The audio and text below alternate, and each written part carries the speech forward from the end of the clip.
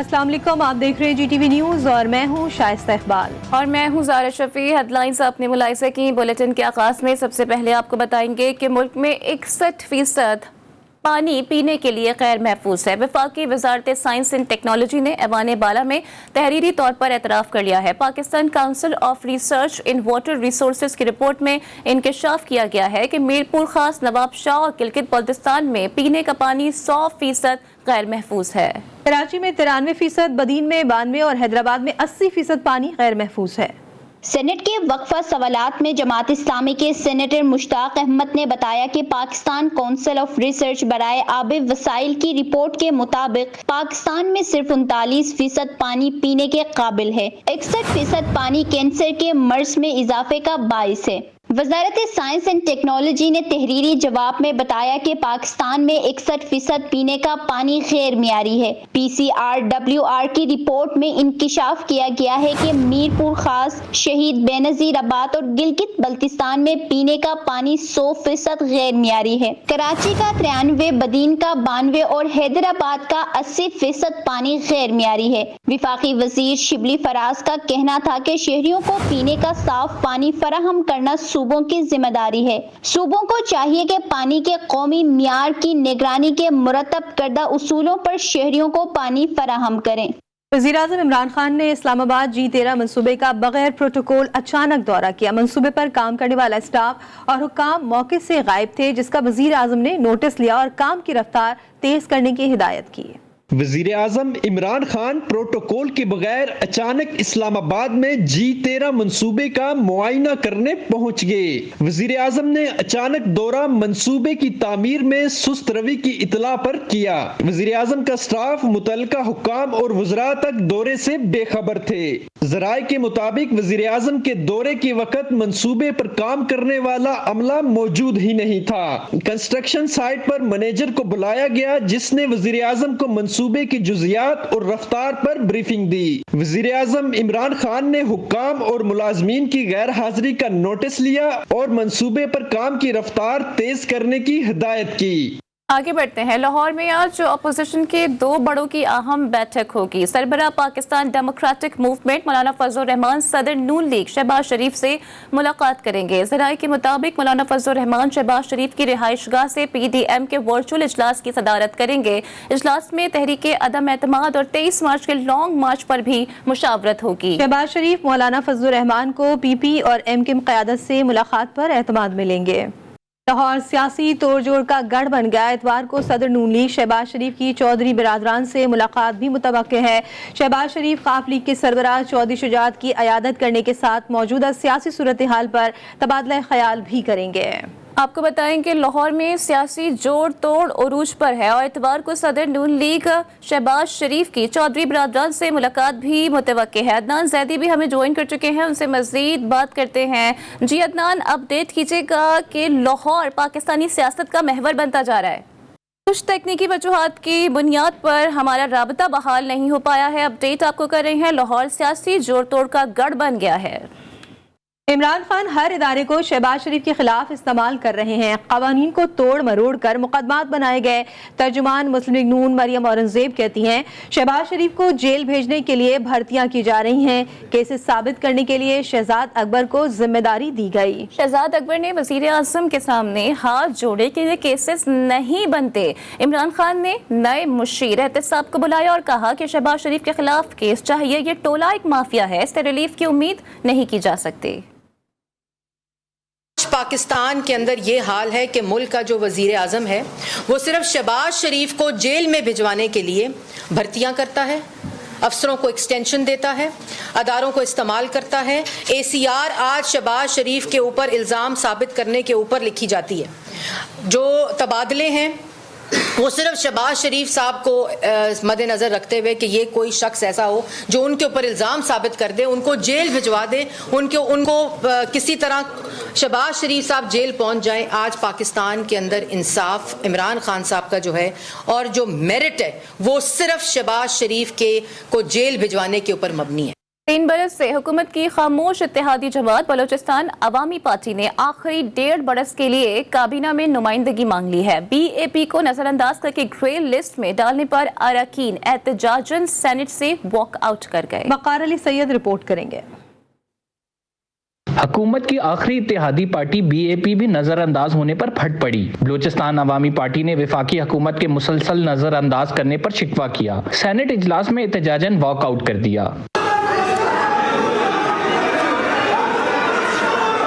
Senator Prince Umar Ahmad Sayeed ने कहा कि बलूचिस्तान अवामी पार्टी को वफाकी हुकूमत ग्रे लिस्ट से निकाले। अगर BAP को वफाकी काबीना में नुमाइंदगी नहीं दी गई तो आइंदा इजलास में शरीक नहीं होंगे। आपके साथ कितनी दफा हमारी बात हुई जी, आपने हमें तसल्लियां दी है। अभी हम तसल्ली से काम नहीं चलेगा, अगर कोई एक्शन होगा तो ठीक है। इस वक्त 70 बोर्ड हैं जी, उसमें हमारी कोई नुमाइंदगी नहीं है। कहीं किसी जगह भी बलूचिस्तान को नुमाइंदगी नहीं दे रही है। 70 साल में नेशनल बैंक का प्रेसिडेंट अभी तक हमारा नहीं आया है। BAP अरकान के वॉकआउट पर शिबली फराज और वजीर रेलवे आजम स्वाति ने नाराज अरकान को मनाया और ऐवान में वापस ले आए। सेनेटर शिबली फराज ने कहा कि BAP हमारी इत्तेहादी है और रहेगी। उनका बुनियादी जो मुतालबा था वो यही था कि बलूचिस्तान के अवाम के मसाइल को हल करने के लिए उनको कुछ सपोर्ट चाहिए गवर्नमेंट से, जो कि मैं समझता हूँ कि हम बहुत दे भी रहे हैं। लेकिन देखें, बलूचिस्तान अवामी पार्टी हमारे शुरू से इत्तेहादी हैं, इत्तेहादी रहेंगे। और उन्होंने अपने बयानात में ये भी कहा है कि वो प्राइम मिनिस्टर को फुली सपोर्ट करते हैं। और उनकी देखें, पॉलिटिकल लाइफ में हमेशा हर पॉलिटिकल पार्टी की अपनी रिक्वायरमेंट्स होती हैं। BAP के हुकूमत से शिकवे और शिकायत कई दिनों से गर्दिश में थीं, जिनका आज सेनेट इजलास में इजहार भी हो गया। और जाली रहनुमा मंजूर बसान ने रवा साल आम इंतखाबात का ख्वाब देख लिया। मंजूर बसान का कहना था कि इमरान खान तहरीके अदम एतमाद से पहले असम्बली तहलील कर सकते हैं। 2 महीने बहुत अहम है। इमरान खान के लिए एक के बाद एक क्राइसिस आएंगे। इसी साल आम इंतखाबात भी हो सकते हैं। इमरान खान से ऐसे फैसले करवाए जाएंगे जो मुस्तकबिल में उनके लिए मसाइल पैदा कर सकते हैं। आज बाहर घूमने वाले कल जेल में भी हो सकते हैं। मंजूर बसान ने मजीद कहा कि अपोजिशन के आपस में इख्तलाफात अपनी जगह, लेकिन तहरीके अदम एतमाद पर सब मुत्तफिक हैं। इमरान खान के लिए 2 रास्ते हैं, या तो वोट ऑफ नो कॉन्फिडेंस या खुद रिजाइन या खुद डिसॉल्व असेंबली करेगा। तो डेफिनेटली हालात मार्च तक ऐसे लग रहे हैं कि वोट ऑफ नो कॉन्फिडेंस भी आ सकता है और खुद असेंबली ये डिसॉल्व भी कर सकता है और इसी साल में इलेक्शन हो सकती हैं, क्योंकि ये 2 माह बड़े इम्पॉर्टेंट हैं और 23 मार्च तक बड़े इम्पॉर्टेंट दिन हैं जिसमें बहुत से क्राइसिस आएंगे इमरान खान के लिए।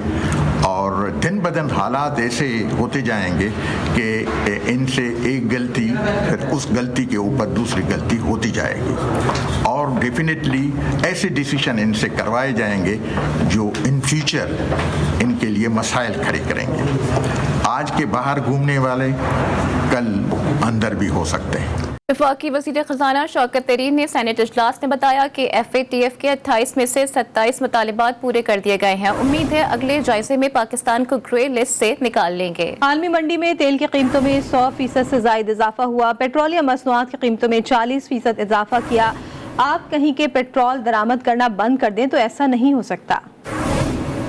वज़ीर ख़ज़ाना ने सेंडक प्रोजेक्ट लीज की दोबारा मंजूरी देकर गैर आइनी काम किया। सेनेट इजलास में रज़ा रब्बानी कहते हैं पाकिस्तान का स्ट्रेटेजिक मफाद चीन और रूस के साथ है, फिर भी CPEC मंसूबों को इल्तवा में डाला जा रहा है। IMF के साथ डॉक्यूमेंट ऑफ सरेंडर साइन किया गया। IMF अब बजट पर हमें डिक्टेशन दे रहा है। FATF की तमाम शराइत पूरी कर ली, फिर भी अमरीकी साम्राज्य की मंजूरी तक पाकिस्तान FATF से नहीं निकलेगा। पाकिस्तान का स्ट्रेटेजिक इंटरेस्ट जो है वो एशिया के साथ मिला हुआ है। पाकिस्तान का स्ट्रेटेजिक इंटरेस्ट जो है वो चीन और रूस के साथ मिला हुआ है। लेकिन हम आज भी देख रहे हैं जनाब चेयरमैन कि सॉफ्ट पेडलिंग जो है वो अमेरिका के साथ की जा रही है। हम आज भी देख रहे हैं कि CPEC के प्रोजेक्ट्स को बैक बर्नर पे रखा गया।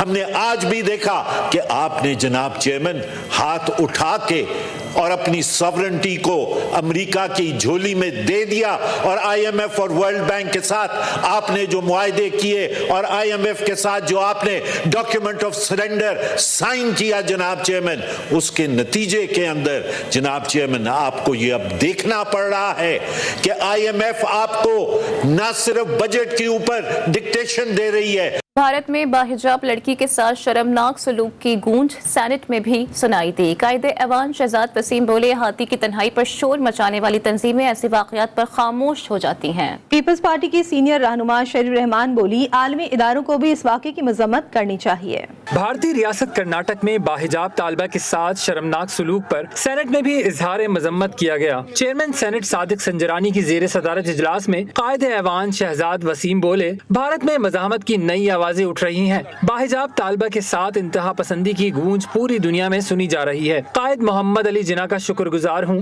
جنہوں نے اس دن کو پہلے بھانپ لیا تھا۔ پیپلز پارٹی کی رہنما شیری رحمان نے بھی باحجاب خاتون کے خلاف رویے کی مذمت کی۔ ہندوستان میں جو ہو رہا ہے، بھارت میں حجاب کی زبردستی نہ پہننے کے حوالے سے، یہ تو ساری دنیا میں ایک قانون انٹرنیشنلی ہے اور ریکگنائز ہوتا ہے کہ اپنے اپنے مذہب کا اظہار کرنے کی آزادی ہر مہذب معاشرے میں ہوتی ہے۔ تو ہم ہندوستان کی اس جارحانہ رویے کو کنڈیم کرتے ہیں۔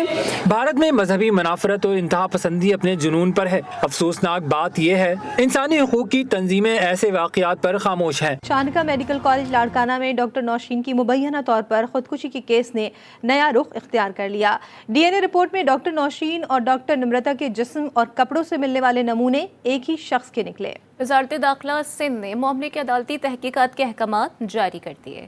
چانکہ میڈیکل کالج میں مبینہ طور پر خودکشی کرنے کے کیس میں اہم پیش رفت سامنے آ گئی۔ ڈی این اے رپورٹ کے مطابق نوشین شاہ اور نمرتا چندانی کے جسم اور کپڑوں سے ملنے والے نمونوں میں 50% مشابہت ہے۔ دونوں کے جسم اور کپڑوں سے ملنے والے نمونے ایک ہی مرد کے ہیں۔ رپورٹ میں سفارش کی گئی ہے کہ گرلز ہاسٹل سے منسلک مردوں کے خون کے نمونے لیے جائیں۔ گرلز ہاسٹل میں آنے جانے والے تمام مردوں کے خون کے نمونے بھی حاصل کیے جائیں۔ نوشین شاہ کی پنکھے سے لٹکی لاش گزشتہ سال اور نمرتا کماری کی لاش 2019 میں گرلز ہاسٹل کے کمرے سے ملی تھی۔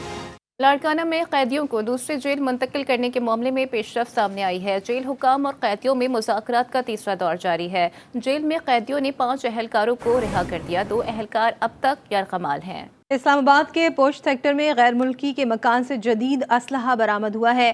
ذرائع کے مطابق کوہسار پولیس نے غیر ملکی کو گرفتار کر لیا ہے۔ غیر ملکی شخص کے خلاف غیر قانونی اسلحہ رکھنے کا مقدمہ درج کر لیا گیا۔ مزید بات کرتے ہیں آسیہ کوثر سے۔ آسیہ، اپڈیٹ کیجیے گا، یہ کس ملک کا شہری ہے؟ جی بالکل، یہ غیر ملکی شہری ہے جس کے گھر سے جو ہے وہ آج تھانہ کوہسار پولیس نے جو ہے اس کو گرفتار کیا اور اس کے گھر سے جدید اسلحہ برآمد ہوا اور غیر ملکی شخص کے خلاف غیر قانونی اسلحہ رکھنے کا مقدمہ بھی جو ہے وہ درج کر لیا گیا۔ اسلحے کے میں AK-47 کلیشنکوف، MP4 گن اور MP-161 گن شامل ہیں اور ایک پسٹل اور سینکڑوں کی تعداد میں مختلف روندیں بھی برآمد کی گئی ہیں۔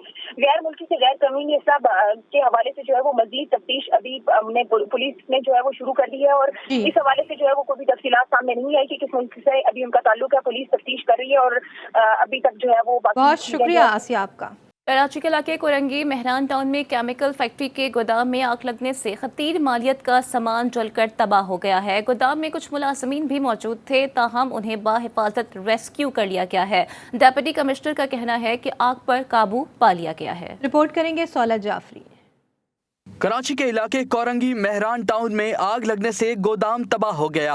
کیمیکل فیکٹری کے گودام میں آگ صبح 11 بجے لگی اور دیکھتے ہی دیکھتے شعلوں نے 2 منزلہ عمارت کو اپنی لپیٹ میں لے لیا۔ ابتدائی طور پر 8 فائر ٹینڈرز کی مدد سے آگ بجھانے کی کوشش کی گئی، مگر بے قابو آگ تیسرے درجے میں داخل ہوئی تو ہنگامی بنیادوں پر شہر بھر سے مزید گاڑیاں طلب کر لی گئیں۔ گودام میں چند ملازمین بھی پھنسے تھے، مگر انہیں بحفاظت ریسکیو کر لیا گیا۔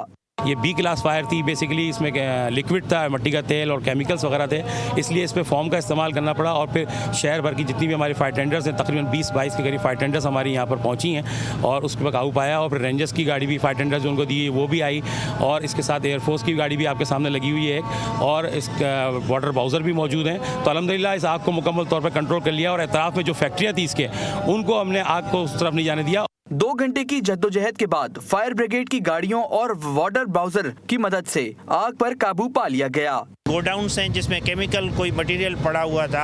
आपको पता है कि केमिकल हाईली इनफ्लेमेबल होता है, तो उन्होंने फ़ौरन आग पकड़ ली थी। हमारी फायर ब्रिगेड रेस्क्यू की टीम सारी पहुंच गई हैं, देख रहे हैं आप किस तरीके से वो काम कर रही हैं। फायर पे तो अल्हम्दुलिल्लाह हमने काबू पा लिया है, कोई भी ऐसा जानी नुकसान अल्हम्दुलिल्लाह नहीं हुआ अभी तक। हमने ये भी कर दिया है कि साथ में जो गोडाउन्स और फैक्ट्रीज हैं उनको खाली करा लिया है ताकि लोग निकल जाएं। फायर ब्रिगेड हुकाम का कहना है कि जल्द ही आग को ठंडा भी कर लिया जाएगा। फौरी तौर पर आग लगने की वजूहात सामने नहीं आ सकी। कैमरामैन अली जाफरी के साथ Saulat Jafri, GTV news, Karachi. Israel के कम्युनिकेशन वजीर US हेंडल ने कहा है कि ओस्लो समझौते ने किसी को भी तहफ़्फ़ुज़ नहीं दिया। उन्होंने धमकी दी है कि इसराइल जब ज़रूरी समझेगा वो फ़लस्तीनी इंतज़ामिया के ज़ेरे इंतज़ाम इलाकों में दाखिल होगा और कत्ल करेगा। सेक्रेटरी ज़राअत पंजाब का कहना है कि पंजाब में 9 अरब 60 करोड़ रुपए की लागत से ज़रई तौसी सर्विस की कारकर्दगी बढ़ाने का मंसूबा जारी है। इब्तदाई तौर पर मंसूबा सरगोदा, साहिवाल, डेरा गाजी खान और गुजरावाला डिवीजन में शुरू किया गया है। गुजरावाला में वज़ीर आज़म के ट्रांसफॉर्मेशन ऑफ एग्रीकल्चर प्रोग्राम की मॉनिटरिंग के लिए सॉफ्टवेयर एप्लीकेशन के डेमो का जायज़ा इजलास हुआ। सेक्रेटरी ज़राअत पंजाब का कहना था कि मंसूबे से पंजाब में काश्तकारों को जदीद ज़रई तौसी सर्विस की फराहमी के लिए आउटसोर्सिंग के जरिए रूरल यूनियन काउंसिल की सतह पर 1493 फील्ड फोर्स तैनात की जा रही है। PSL सीजन 7 के सुपर मुकाबले जारी हैं। आज कज़ाफ़ी स्टेडियम में लाहौर और मुल्तान की टीमें आमने सामने होंगी। शाहीन जाफरीदी की क़यादत में खेलने वाली लाहौर कलंदर्स की टीम ने 5 में से 3 मैचेस जीते हैं, जबकि मोहम्मद रिजवान की 11 रुकनी स्क्वाड मुल्तान सुल्तान ने इवेंट में खेले गए तमाम मुकाबलों में फतह हासिल की है। मैच शाम 7:30 बजे शुरू होगा। एक ब्रेक के बाद हेडलाइन के साथ फिर हाजिर होंगे। देखते रहिए GTV न्यूज़।